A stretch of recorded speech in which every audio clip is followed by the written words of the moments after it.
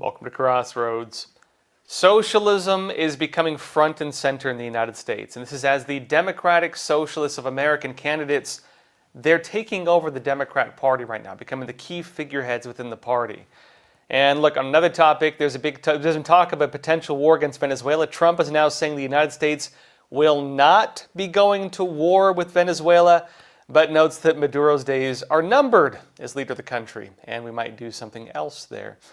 Also, the government shutdown is still ongoing, and with the funding freeze in place, we're also now getting more information on what's being referred to as massive fraud within the food stamp system. Now, we go into these topics a lot more today.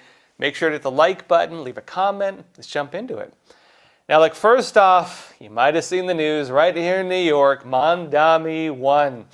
And socialism is kind of the main topic right now in the United States. And this is important because the Democrat Party is vying with candidates from the Democratic Socialists of America within its own ranks. You have DSA basically doing an internal takeover of the Democrat Party. Now, Republicans, they're also kind of dealing with their own, split right now taking place internally. Both parties could change into something very, very different. And on this point, though, with the Democrats at least, Republicans are now planning to use this as a key talking point in the coming midterm campaigns. Let me show you this first. Daily Caller says, though midterm elections tend to favor the party out of power, meaning the Democrats this side, the NRCC, that's the National Republican Congressional Committee, which is the House GOP's campaign arm, is arguing that 2026 will be different, citing Democrats' historic unpopularity and a more favorable political environment the Republicans had during President Donald Trump's first term. The NRCC's 60-second video, first shared with the Daily Caller News Foundation, also previews attack lines, painting Democrats as socialists, which are expected to dominate the airwaves in the lead up to November 2026. Now, the big question with this, prior to Obama's second term in office, calling yourself a socialist was a surefire ticket to lose an election in the United States. Socialism was not popular at all in America. Even socialists would never dare call themselves socialists. I don't believe in socialism. I believe in democratic socialism. They would never dare say they're socialists. You wouldn't win an election. That is all changing now. And it does seem to be the case that, while the Democrat Party is wondering which way should we go, more towards the center or further towards the left, the old school, old guard of the party, they want to go centrist. Think Cuomo running as an independent, trying to go centrist.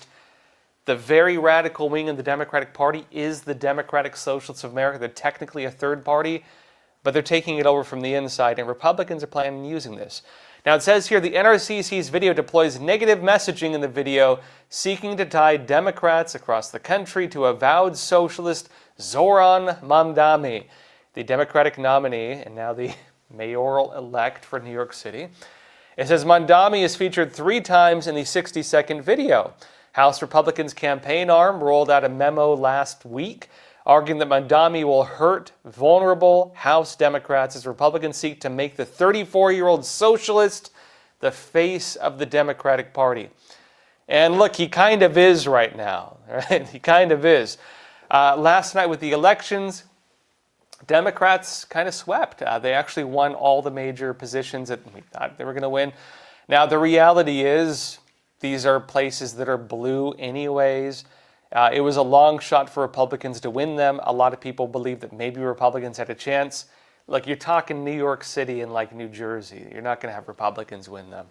But it was closer. And even going into the, again, presidential elections 2028, it could be that maybe, I don't know about New York City, but at least New Jersey could become a swing state. And so, we'll see based on the polling and so on. But further in on this, it does appear that the argument on, hey, Democratic Socialists of America might not be as popular among Democrats as they say it is. There might be some truth to this. And Town Hall said this. They say the Democratic Socialists of America are using the New York's likely next mayor, who did in fact win now, Zoran Mamdani and his campaign, as a blueprint for other races across the nation. Why? They believe they can use the Democratic Party as a springboard to enact socialist policies in America and topple our great nation in the process. They're doing the same thing in Minneapolis with mayoral candidate Omar Fateh. Key point with Minneapolis, that's where you have a huge population of Somalis. And again, they've been kind of taking over the state, which is why also they have a mayoral candidate there. The deeper kind of picture of this is actually more about DSA, Democratic Socialists of America. And what they've really been doing is representing migrant communities. In New York, a lot of the support around Mamdani was actually around migrants. People not born in the United States, hugely in favor of Mamdani.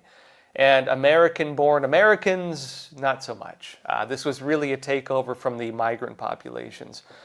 Now, look, this actually presents a real challenge for Democrats, though, because, look, New York might not be the working model for the entire country. We have a massive migrant population here. In fact, most of the city, the majority of the city is, in fact, migrant. You're hard set on finding like an old-school American here. They are the minority. Also, Democrats tend to sweep the state. Also, you didn't really have a Republican candidate. Also, they're just historically like that. And more importantly, DSA has huge, huge influence here. Democratic Socialists of America runs New York, basically. And even with the city councils, you have, of course, Mayor Adamson, or at least you did. He's pretty far left, even by Democrat standards. Look, the city council in New York is more extreme than he is. They're very far left. And so New York was already kind of going that way. But on the point of the Democrats, a lot of them don't want this either.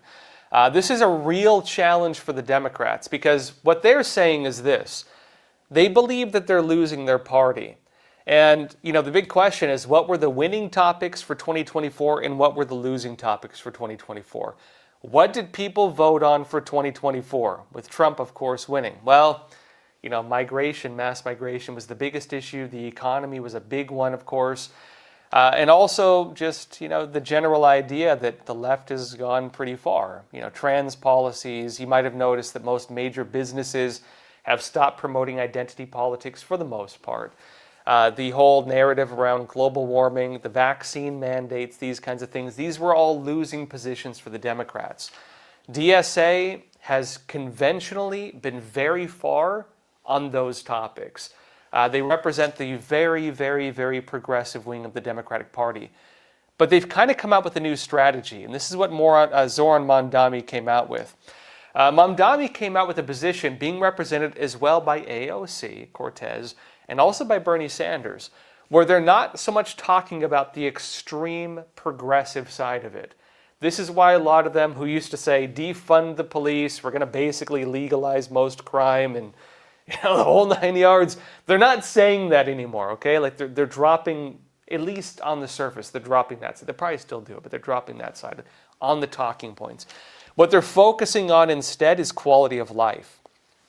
So they're saying, hey, the economy is terrible, the average American's suffering, basically Trump's lines, but they're repurposing it saying, what is the solution? That's really the difference. The Trump side solution is bring businesses back, remove red tape, make it easier to start businesses, move manufacturing back, pull back from the rest of the world and try to rebuild America and make us the powerhouse we used to be. That'll create jobs. You deport illegals who have been taking the jobs from Americans. That'll make wages go up. That'll create more opportunity, more wealth. And hey, everybody gets wealthier. The DSA side, Democratic Socialists of America, says basically the same thing in terms of, hey, you're suffering. But their solution is just radically different. They say, you're suffering, let's take the money from the major, billionaires and millionaires. And, they always say that, but really it ends up squeezing the middle class a lot more, just in terms of the trickle-down nature of these policies. These say basically we need to tax these people more. And the argument on their side is, more money for everybody, more taxes, you expand the government, and hopefully the money doesn't stay within just a massive bureaucracy and actually trickles down to people who need it. Usually doesn't work that way, but that's what they say. And they're arguing basically that, we need to just tax people more, and that's the solution. The Republican argument against that, which is going to be on the Republican ticket, is you tax people more, they're just going to leave. They're going to go and manufacture in China. They're going to go and build businesses in India. They're going to put their factories in Mexico and their headquarters in Canada, like they've been doing for the past 2 decades. What do you think is going to happen? But that's the argument, right? The main Democratic Party recognizes this. They want to pull back to the middle. And so they're vying for control of the party right now with these really kind of very, well, just on the surface, very far left individuals. But the big question right now for Democrats is, how do they deal with this? Because DSA, Democratic Socialists of America, they do represent the grassroots of most of the Democratic Party. The people on the ground, the people doing the polling, the people doing the canvassing, the people doing the protests, that's mostly DSA and its affiliates. And so the big question for them is whether that element, that vocal minority, and they are, represents the values of the Democrat Party and the values that voters might actually go for. Will the average voter vote for it? Well, New York is kind of the litmus test on that, right? Others are arguing for more moderate position. They say that the 80% is in the middle. And if you discard the extremes, you're going to get the 80% of the vote. That's been the thinking. Is that going to happen? I don't know. We'll have to see. The argument on that is that Cuomo tried being the 80%. He just lost to Mamdani. And this also ties in with the question of whether progressive policies have already pushed many Democrat voters away from the party. And New York City is also not a good example of that because, frankly, a lot of conservatives already left, right? Especially during COVID. I left New York during COVID. I moved to Jersey, actually. Also, look, a lot of stuff going on. But in other news, New York City also just had its very contentious mayoral election, as we've been talking about. This became a national focus, mainly over the Democratic Party's candidates. And this could actually signal whether the party leans more towards a centrist platform or goes further to DSA. And let me show you a bit of what actually happened in New York, because we were touching on it a bit. Zoran Mamdani won the election with 50.4% of the vote versus former Governor Andrew Cuomo running as an independent who received 41.6% of the vote. Now, some people say, gee, Cuomo was running on a split ticket. He ran as an independent. If Curtis Sliwa had dropped out, maybe he would have won. Look, Mamdani won by a very small margin, 50.4%. If you just go by the surface numbers, even if Sliwa had dropped out, Cuomo would not have gotten the votes. But the question is whether the split ticket made him less of a viable candidate, whether him running as an independent made him less of a viable candidate. And it's possible more people on their side would have come out and voted. Because look, all the polls, all the people betting and stuff like that, all of that did make it look like Mamdani was the surefire winner. It turned out that China might have been even interfering with some of that. There were some reports about them interfering with the polling. But we'll have to see, right? Now, Democratic Socialists of America, given this is now their model. This is now their campaign. This is the thing they said, hey, that worked. Let's do it everywhere. And this is not even just on the local level like New York City. This is nationwide. AOC, Cortez, and then Bernie Sanders, they're doing tours right now also on the same exact ticket, Democratic Socialists of America. Now, they're technically with the Democratic Party, but they're with DSA. They're technically a third party. And they're also vying for the presidency. They're vying for 2028. And I'd say, look, if you take my opinion about New York, what does it mean for the whole country? This does not represent the entire country.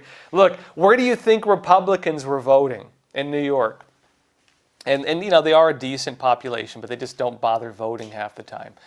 Who was the Republican candidate in New York? You didn't have one. The closest you have is Sliwa, but he's not really quite a Republican. He's not pro-Trump. He doesn't like Trump at all, actually. He's not a Republican, not in the Trump sense at least, not in the MAGA sense. There was no candidate representing that side.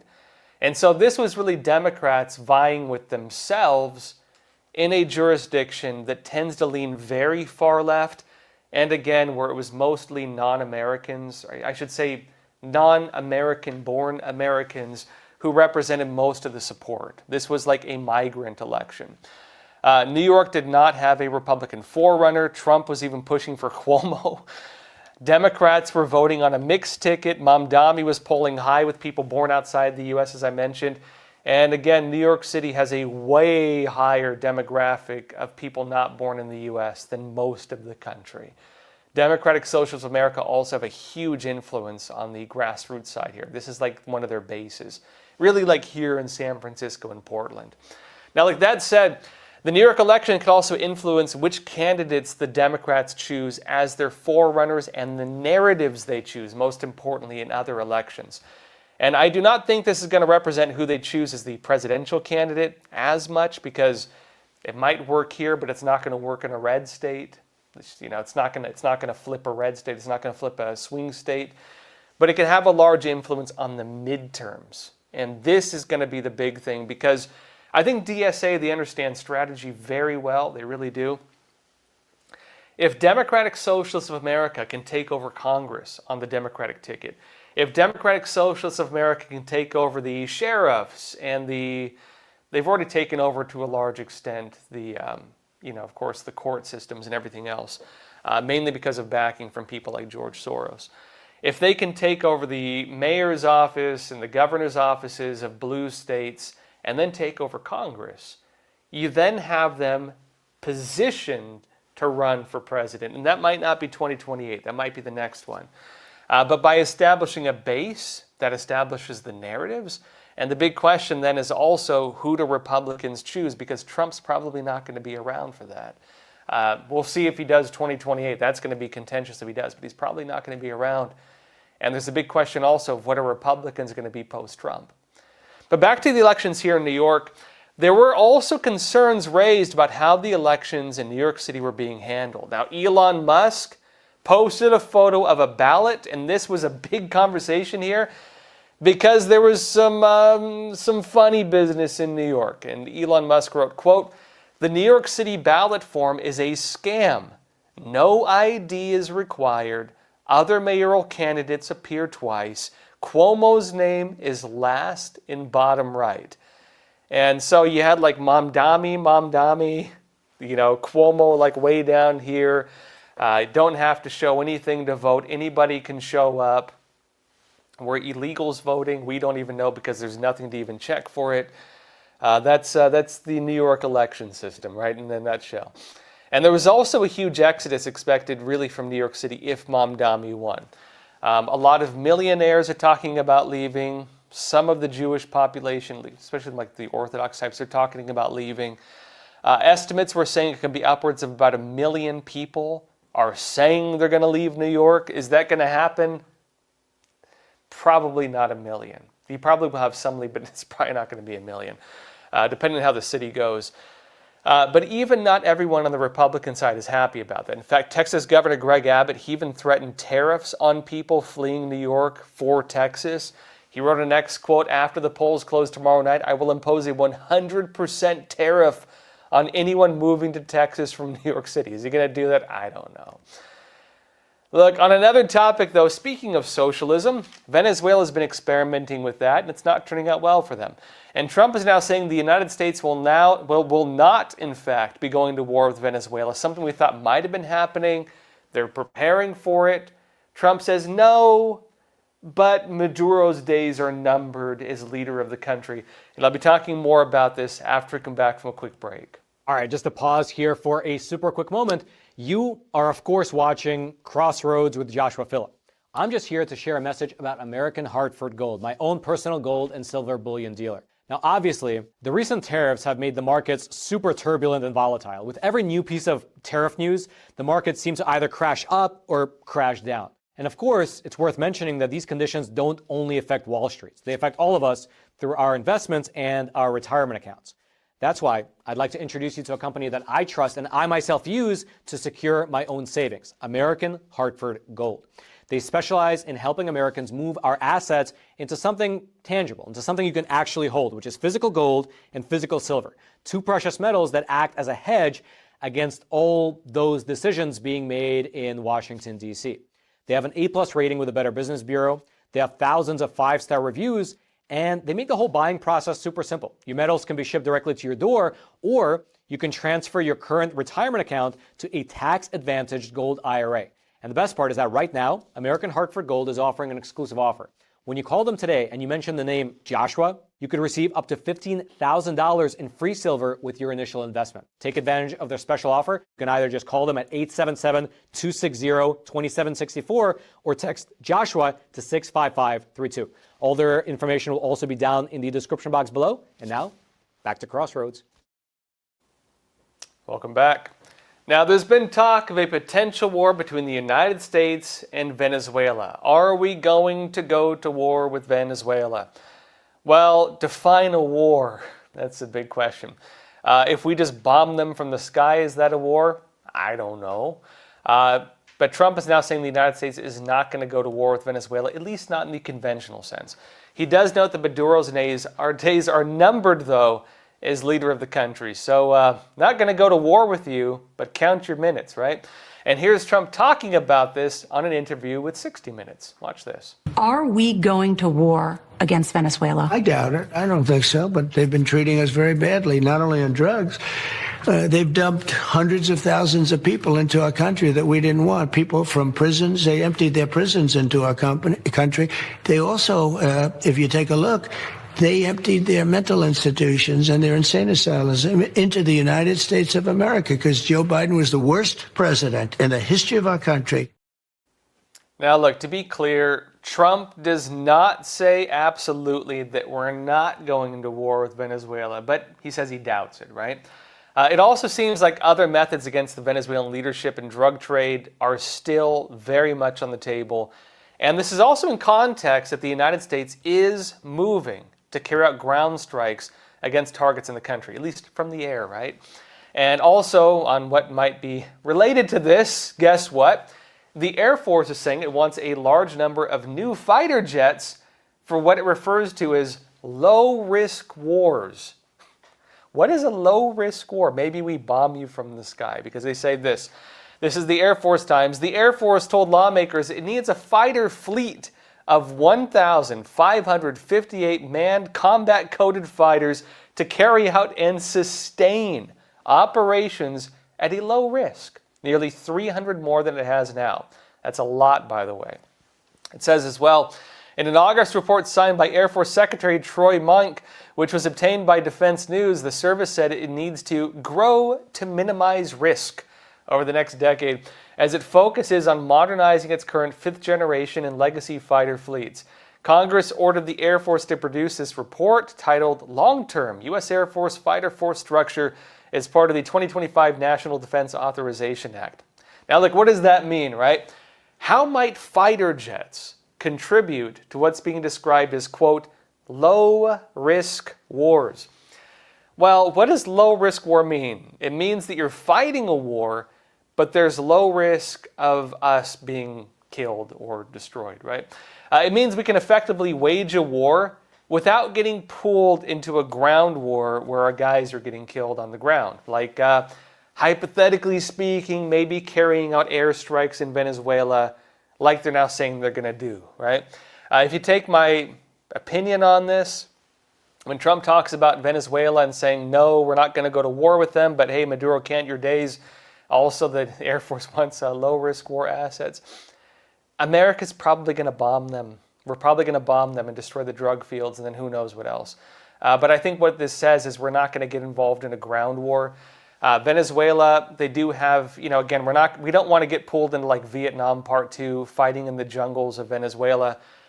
But bombing them from the sky when they barely have any anti-air assets, they barely have the ability to fight against that, it's kind of a formula to win without much risk. On another topic, though, the government shutdown still ongoing. Interestingly, right after the elections we just saw, Democrats are now saying they're going to vote to reopen the government. And some people are questioning, well, was that the plan the whole time? Shut down the government, shut down food stamps, get the migrants to all go and vote because they're the ones who overwhelmingly tend to be on food stamps. Oftentimes it's the children of illegal aliens. Majority of the population actually who get food stamps and so on.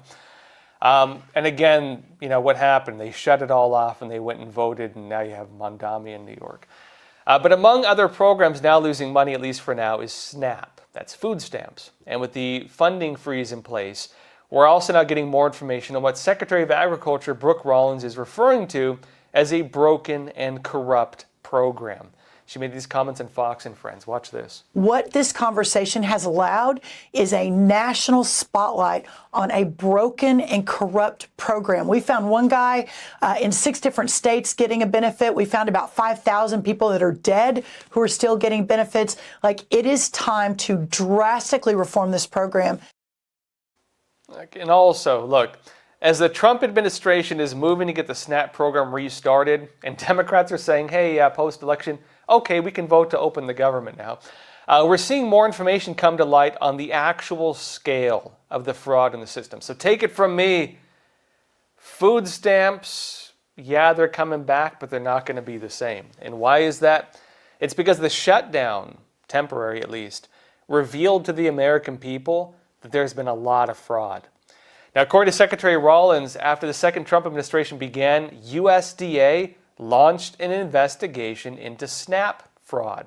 As soon as Trump came back into office, she said this. She said, on my first day, USDA, we told every state to send us their SNAP data so we can make sure illegal immigrants are not getting benefits meant for American families. 29 states stepped up, 21 blue states refused, and 2 sued us for asking. And guess what? In just the states that cooperated, we've already uncovered massive fraud. It is, in fact, the case that many states just don't even ask you. I know many illegal aliens, almost all of them get food stamps. And also the bigger problem is that it's not even just the illegal aliens. They have kids, and overwhelmingly the kids get on welfare, and then the parents benefit from it. Now, she detailed also the scale of that fraud also on Fox and Friends. Watch this. Since we have asked for that data, 29 states have complied. Of course, almost all the red states, a couple of couple blue states too. But in that data, and I haven't talked about this yet publicly, in that data we've studied about $100 billion in spend. We have found thousands and thousands of illegal use of the EBT card. We have been moving people off of SNAP. We've got almost 700,000 people, I think, we've moved off just since the president took office. We've arrested about 118 people. So this has been ongoing. Now, Secretary Rollins also suggested this ties in with the census and the redistricting of seats. And she said in an X post that if handouts stop, those illegals will go back home and Democrats will lose 20 plus of their seats after the next census. And why would that be? They're actually saying that Democrats might have about 20 fraudulent seats in Congress, the House of Representatives, of course. And the reason for that is mass illegal immigration, right? You have somewhere in the areas of 20, 30 million illegal aliens in the United States. 20 million is like the really low-end estimate. The higher-end estimates put it at like maybe 40 million. Hypothetically speaking, if you could ever get 40 million people to leave, I don't know if that's ever even possible.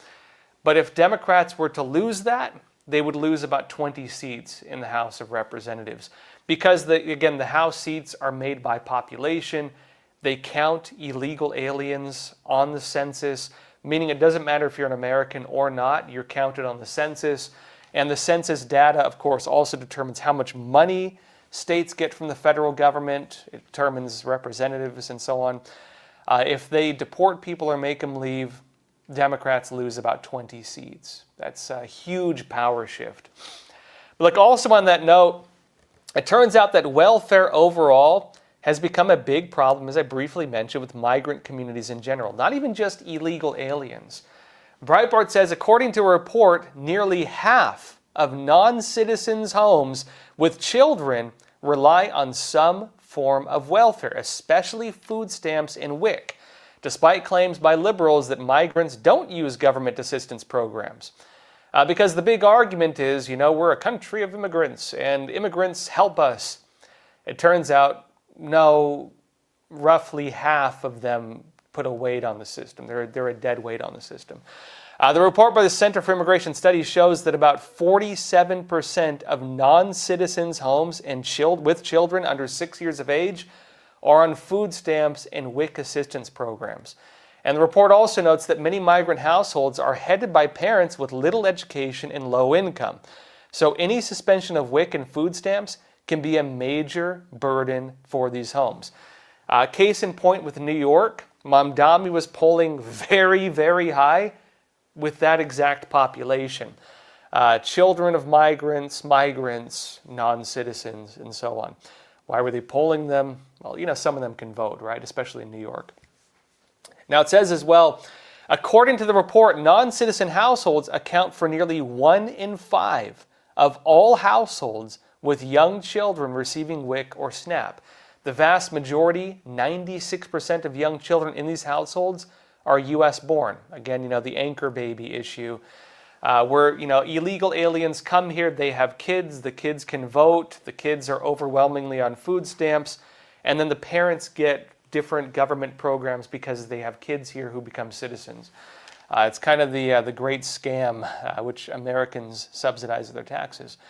Now it says the study further showed that about half the non-citizens are illegal migrants, but those receiving the benefits do qualify in one way or another, the report says, adding that the researchers are not alleging that the benefits are being awarded fraudulently, meaning the way our system has been set up, we let this happen. So this is kind of like the, you could call it maybe disingenuous or whatever, or unethical, but it's kind of legal the way they do it. They say the conclusion is, of all immigrant-headed households, naturalized citizens, and non-citizens with young children, 43% are dependent on at least one of these programs. And look, with all this in context, something else is happening. Many states are just refusing to provide the federal government access to data on illegal immigrants getting SNAP benefits, as we briefly mentioned. Going back to Secretary Brooke Collins, the U.S. Agriculture Secretary announced this week, according to National Pulse, that 29 states complied with federal requests to share supplemental nutrition assistance program data in order to ensure that illegal immigrants are not receiving the benefits. And again, as we mentioned, 21 Democrat-run states refused to provide the information. Now, look, why would they refuse to provide federal government with that information? Who knows? But we can look at some information because, like, on one hand, some of this could have to do with the fact that some local policies, they do not allow workers to question immigration status when giving out these programs, meaning some states might not even have the data on this. Now, you could say the federal government, the Trump administration, they're trying to investigate it, so they're saying, hey, give us the names because we're going to take those names and compare it with maybe Social Security databases. We're going to find out if illegal aliens are getting the programs. The states are saying, no, you are not. We're not going to give it to you because if you do that, of course, it means the states lose a ridiculous amount of money and probably also lose some of the people receiving these programs because they might try to move elsewhere if they no longer get free handouts. The other key point, sanctuary city policies in place, sanctuary state policies, some of this makes it illegal for local authorities to cooperate with federal authorities on anything related to illegal aliens. And so again, local law kind of restricts that from happening. Now, is that legal? The Trump administration would say no. Local governments would say yes. So we will have to see how this goes, but investigations are currently being carried out on this. Can Trump do it before the midterms? That's a big question. Can he do the census before the midterms? Another big question. Can they get things like voter ID in place before the midterms? They're trying to. Local judges are blocking it nonstop. So we'll have to see. There's a big battle going on in the United States, and the midterms are coming up fast. All right, that said, questions, comments, anything you want to talk about, leave it in the chat. Let's jump into some questions. And let's see here. First of all, Foggy01, you're saying socialism acts as a stepping stone toward the ultimate goal of achieving communism, as Vladimir Lenin encapsulates his vision For an ideal society, the goal of socialism is communism. Yeah, so the actual quote from Vladimir Lenin on that, because people cite it pretty often, he didn't directly say that, but he said it in terms of explaining it. The actual paper, and I think nobody really talks about this, the actual paper where Vladimir Lenin, again, head of the Bolsheviks, Bolshevik Revolution, 1917 revolution in Russia, creating the Soviet Union and communism in Eastern Europe, in Russia. How did that all start? So Vladimir Lenin was a terrorist. The Bolsheviks were a terrorist organization. They were doing assassinations and agitation propaganda and violence, kind of like what you see happening here right now. And they basically took over the country. They took over the country. After Lenin came in, he came and explained, hey, yeah, we're communists, and I know we said we were going to give you communism, but no, we're going to give you socialism. And then he explained what that meant. Let me explain. So the quote where Vladimir Lenin said the goal of socialism is communism comes from a paper, and it's titled something along. I've read it, right? I've read more socialist and communist books and writings than most absolutely devout communists. I've read so much of their stuff. It makes your head spin. The paper where Lenin explained this, it's called something along the lines of how can we advance towards communism if we fear the stage of socialism. And what Lenin says in that paper, he does explain this, that the goal of socialism is communism. That is the basis of the entire paper. So, when they say he said that he said it in terms of he explained it. But what he says more directly is he says that socialism is the system of the state capitalist monopoly. And that socialism, basically, if you're going to progress towards communism, you need to go through phases, and socialism is one of those phases. Basically, when communism takes over a government, the form it takes is socialism. Because the real promise of communism is the negation of the state. It's supposed to destroy the state. Communism is supposed to destroy the classes, it's supposed to destroy the culture, it's supposed to destroy the religion. Communism is like a return to day zero, the absolute destruction of human society. This is encapsulated in Karl Marx's idea of the 5 stages of civilization, or the 4 stages. Pre-communism, the agrarian state, the capitalist monopoly, socialism, which is the degradation of the state, and then communism, the return to the primitive state. Right, and so that's what he talks about. It's also in Thomas Cole's Stages of Civilization. It's the same thing. If you've ever seen the paintings, right, there's the primitive state, everything is just the savage state, right? It's just caveman days. There's the agrarian state. Everybody's a farmer. We learn farming. We're hunter-gatherers.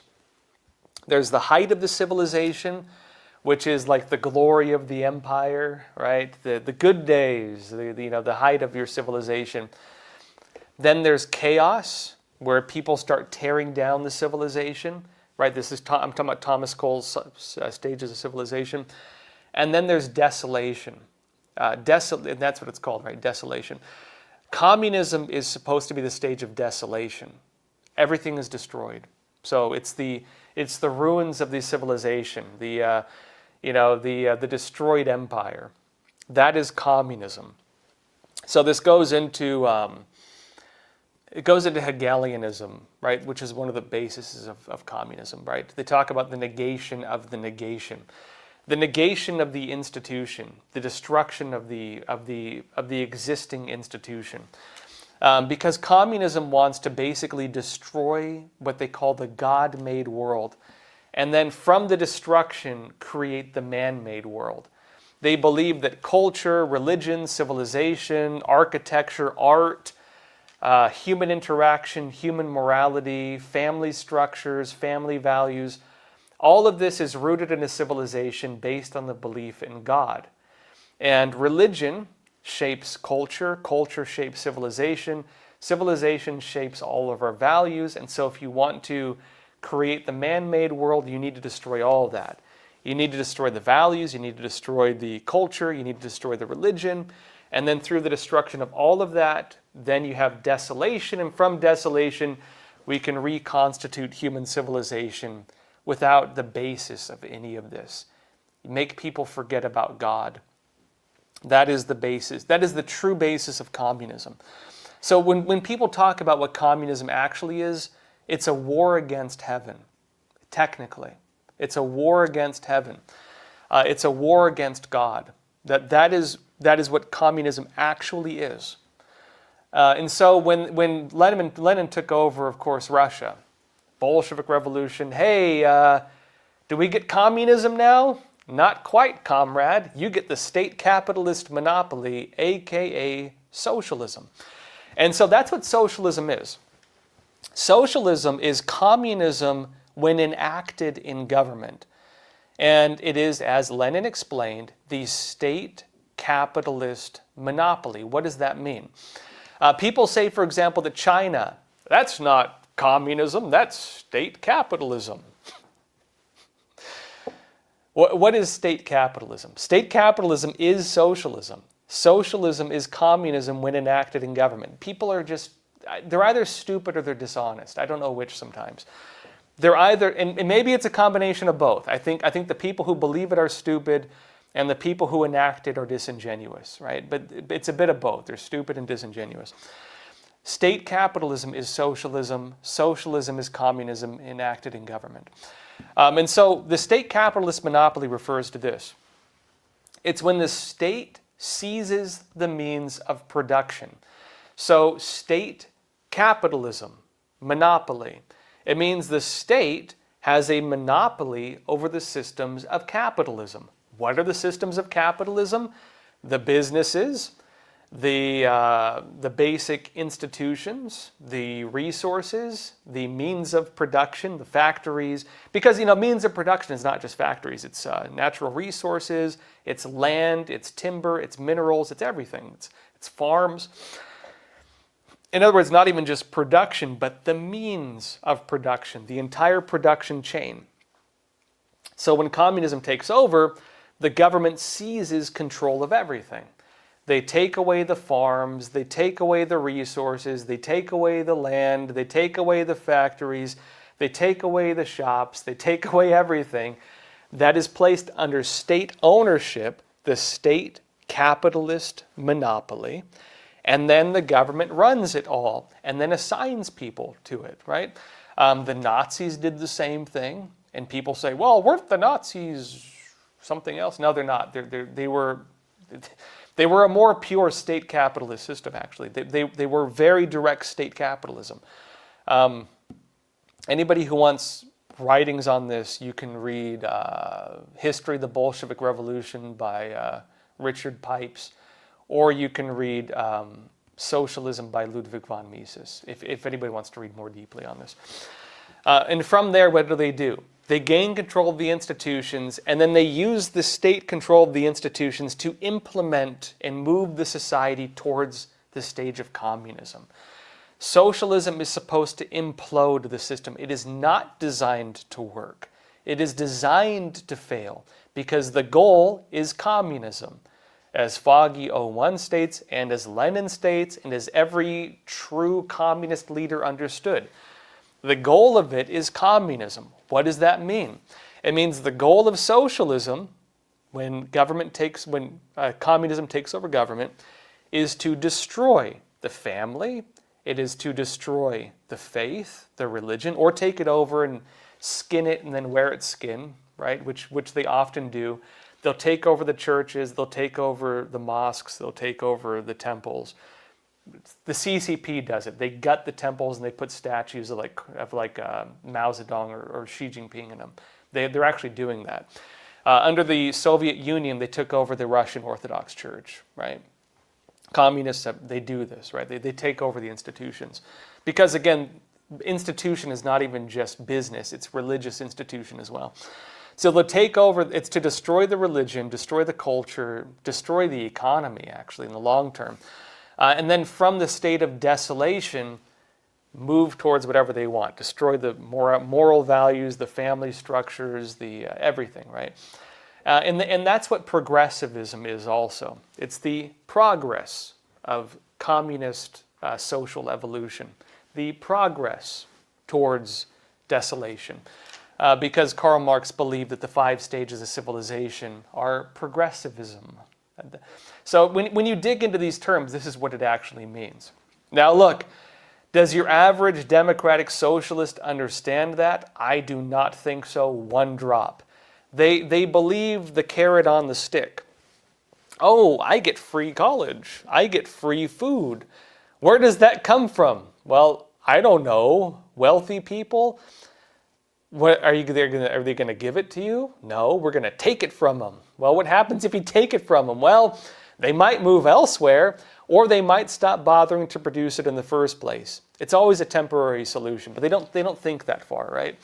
It's a temporary solution, they get it, and then eventually the state decays because that's what it's designed to do. It's designed to do that. Again, 5 stages of civilization. This is how it works. Those who say that communism doesn't work, it's the people who don't understand communism. Communism does work, but it's not designed to create a successful civilization. Communism is designed to destroy civilization. It's very good at that. Communism is designed to destroy faith. It's very good at that. Communism is designed to destroy morality. It's very good at that.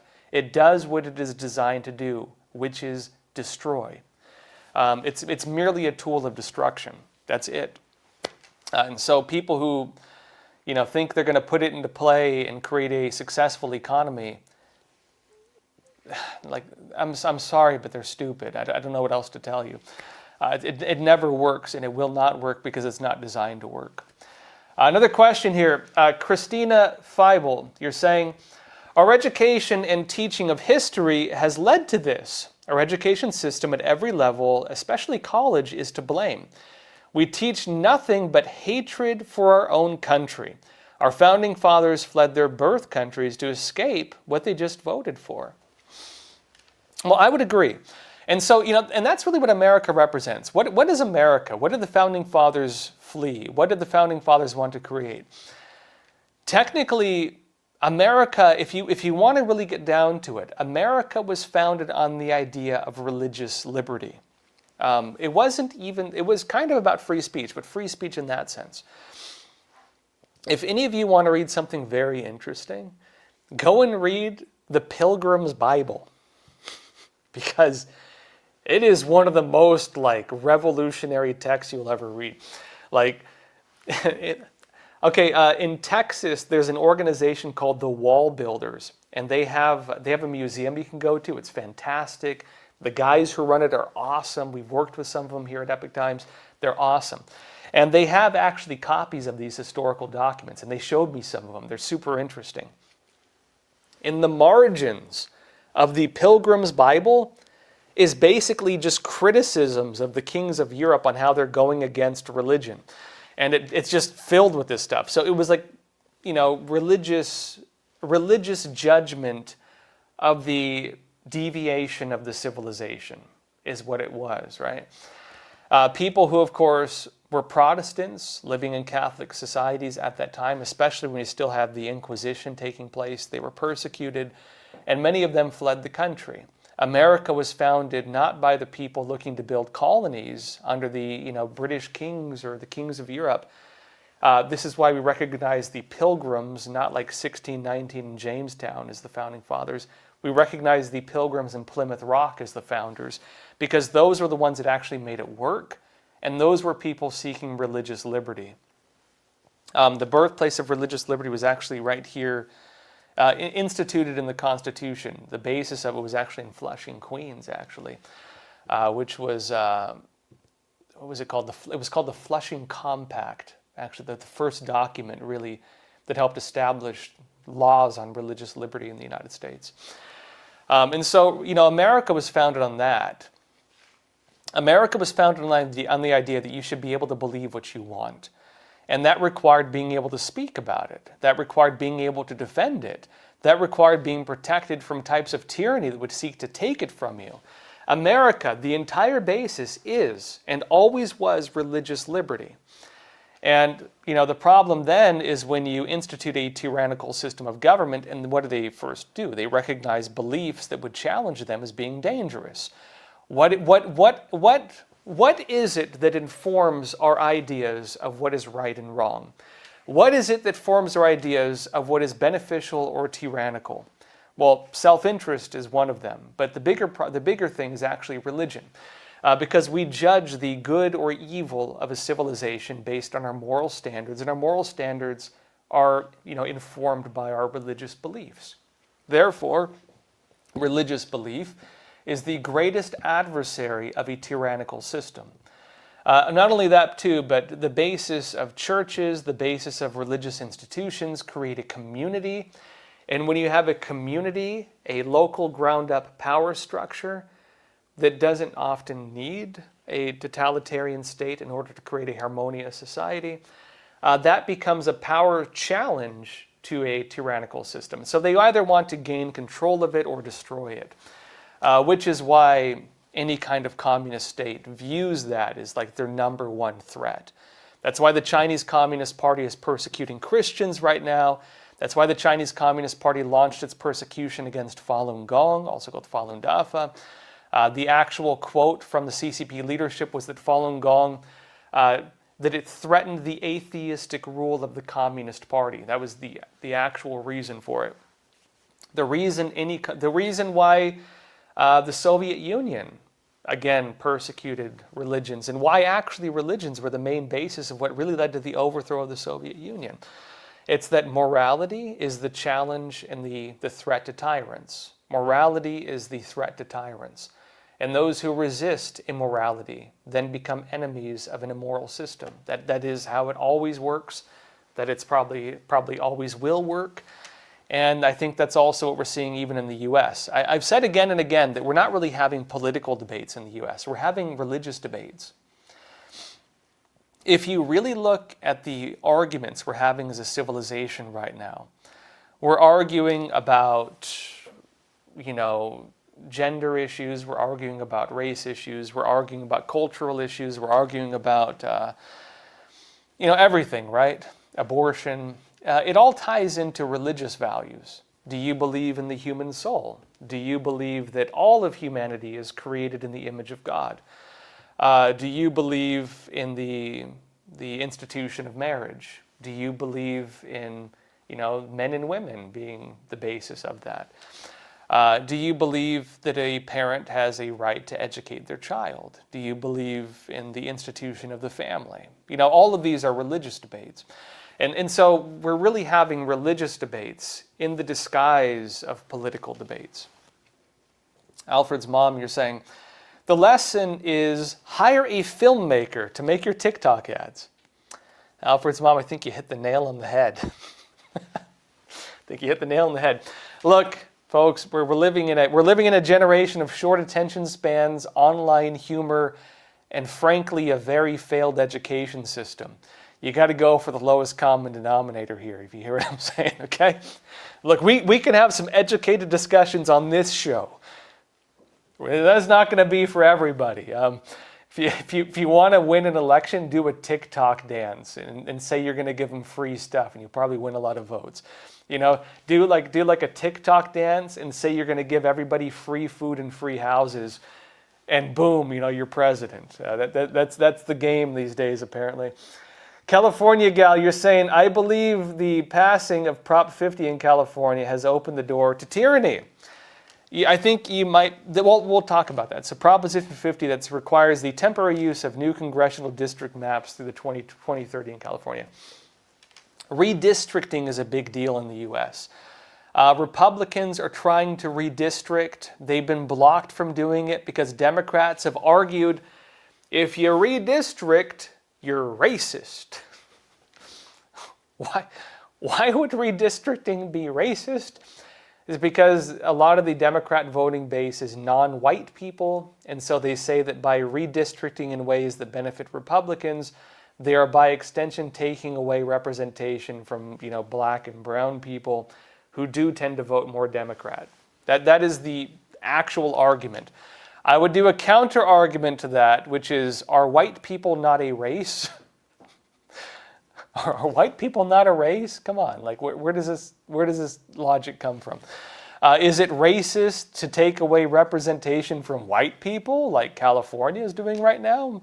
I don't know. I'd say that's racist too. I'd say that you can't really judge things on that. I think it has not been a legitimate argument, but it's been an argument accepted because basically, reverse discrimination, where if somebody is the majority of the population, they're considered the people in power and everybody else is the one who can challenge them. I don't think that holds up anymore. I don't think the Supreme Court's going to hold it up. And based on that, I do think we're going to see that Republicans are going to be able to redistrict. On the Democrat side in California, Democrats in California had already redistricted to eliminate Republican representation on par with what Texas is doing with their new redistricting. Meaning, what Republicans are moving towards, the degree of percentage-based representation, was already in place in California. They were already as bad in terms of disparity in terms of what Texas is moving towards with redistricting. What California is doing now is taking it even further than that and trying to basically eliminate representation almost entirely for Republicans based on redistricting. The reality is Democrats have already been redistricting in ways that benefit them massively. If they want to play redistricting with Republicans, they will lose. And so many people made that argument for California. We'll see where this goes because that's one of the big things. And also on Alfred's mom point, you're saying Democrats were using social media better than the GOP. It's true. I think there was one pretty funny ad from Cuomo. Cuomo was not a Republican. He was running as an independent, but he's a Democrat. Trump actually did semi-endorse Cuomo in New York, but it wasn't, come on, he's an independent, right? He's a Democrat. Republicans are probably not going to vote for him. Not to mention he had a lot of issues. Even a lot of Democrats wouldn't vote for him. The whole ticket was bad in New York in terms of Republicans and normal Democrats, who they're going to vote for. It was not. I don't think that's why. I think that's why the New York election really does not represent the way other elections are going to turn out across the country in terms of like socialism. But it is true that social media, you got to do a good social media campaign if you're going to win an election. Trump was very good at that. I'd say more first term, second term, he won still, but first term he was very good at social media. And you could say they're still pretty good at it. Some would argue they're a bit too jarring. They're pretty savage in terms of what they say, and some would say a little too far.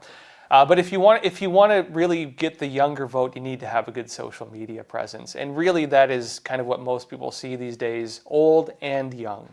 You got to do social media well if you're going to win elections.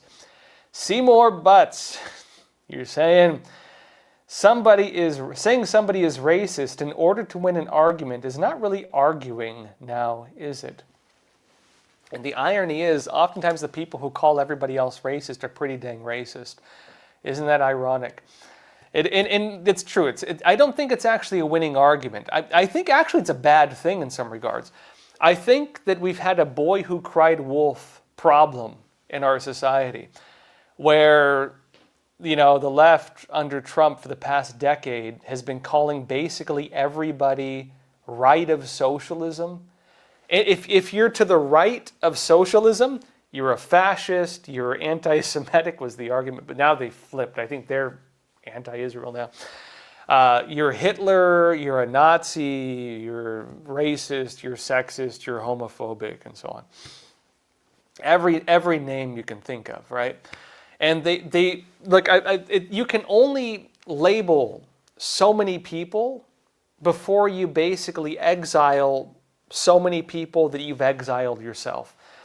If you're in a business and you fire 80% of your workers for being Nazis because they don't agree with you, or for being racist because they don't agree with you, you find yourself with 20%, and then the guys you fired go and start a new business, you're going to lose. If you push everybody out of your friend group because you call them all names, you're going to end up with no friends really quick, right? And I think the far left has done that. I think that they've actually called so many people really bad names that they've distanced themselves from the majority. They've lost a lot of people. And I think the worst side of that is they've actually made the names mean nothing. You know, calling someone a racist now does not carry weight like it used to. Calling somebody anti-Semitic now does not carry weight like it used to. Some would actually even own it. If you look at some of the online discussions now, I never thought I'd see it actually. Calling somebody a fascist is an empty term now. It doesn't mean anything.